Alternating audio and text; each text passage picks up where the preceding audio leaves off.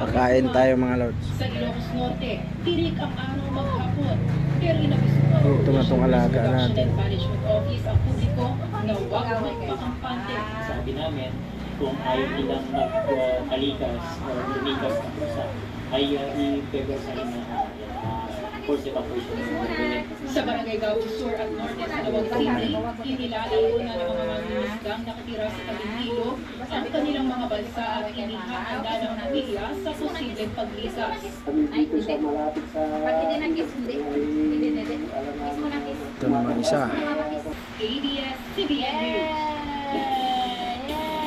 Napapagdalaman ng 12 bahay dahil sa pamragasa ng bagyong Kising, Duncan, Erong.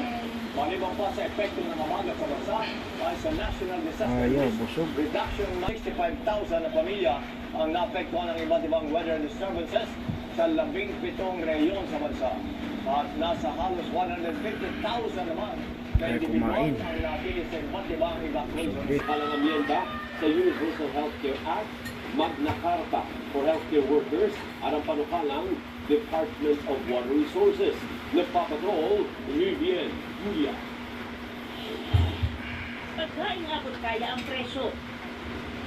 Mas maraming dekalidad na trabaho at maunlad na ekonomiya. Ito umano ang target ng 64 na panukalang batas na itinuturing na prioridad ng Legislative Executive Development Advisory Council ng Administrasyon ni Pangulong Ferdinand Marcos Jr.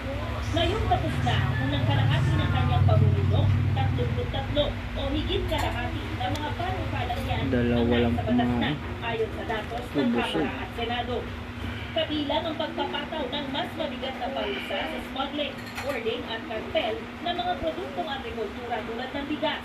Ang Academic Recovery and Accessible Learning